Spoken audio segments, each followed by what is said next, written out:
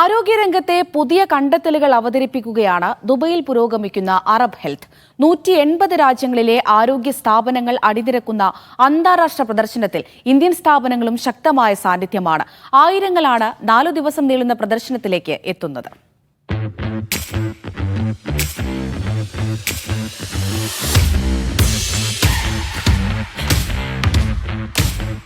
180 രാജ്യങ്ങളിൽ നിന്ന് ആരോഗ്യരംഗത്ത് പ്രവർത്തിക്കുന്ന 3800 സ്ഥാപനങ്ങളാണ് അറബ് ഹെൽത്തിൽ പങ്കെടുക്കുന്നത്.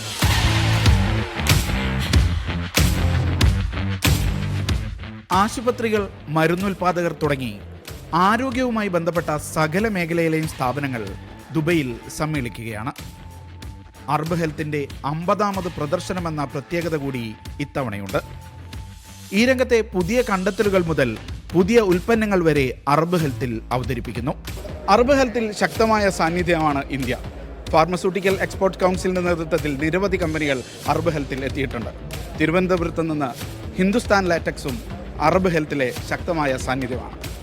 ഇപ്പോൾ വാസ്തവത്തിൽ ഞങ്ങളെ സംബന്ധിച്ച് ഞങ്ങൾക്ക് ഒരുപാട് ഒരു കമ്പനി എന്നുള്ള നിലയ്ക്ക്, ഒരു പബ്ലിക് ഹെൽത്ത് കമ്പനി എന്നുള്ള നിലയ്ക്ക് വളരെയധികം അഭിമാനമുള്ള ഒരു ഉൽപ്പന്നമാണ് എംകപ്പ്. ഞങ്ങൾ കഴിഞ്ഞ 5 വർഷമായിട്ട് ഈ കമ്പനി ഇതിന് വേണ്ടിയിട്ട് വർക്ക് ചെയ്തുകൊണ്ടിരിക്കുകയാണ്.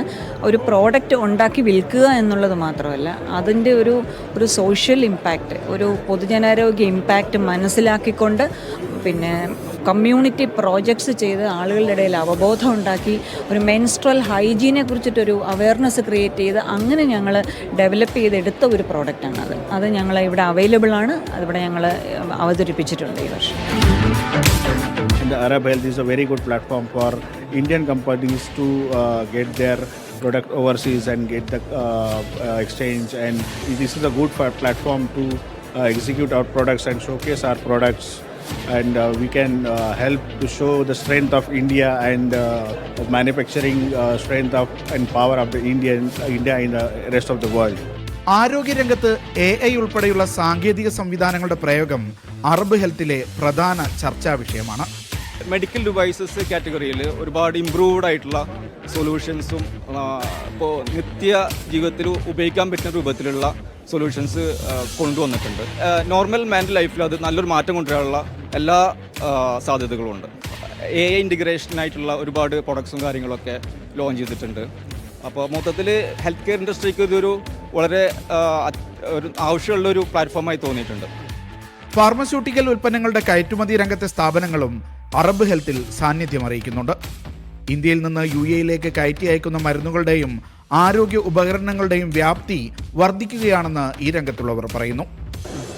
കഴിഞ്ഞതിനേക്കാളും നല്ല കൂടുതലാണ് ഇന്ത്യൻ മെഡിസിൻസ് വരുന്നത്. ഇപ്പോൾ മറ്റുള്ള നിലയിൽ കുറച്ചിന് വാല്യൂ കൂടുതലായിരിക്കും. പക്ഷേ ഇന്ത്യൻ അപേക്ഷിച്ച് നോക്കുമ്പോഴത്തേക്ക് അതിൻ്റെ കറൻസി റേറ്റ് കുറവാണ്.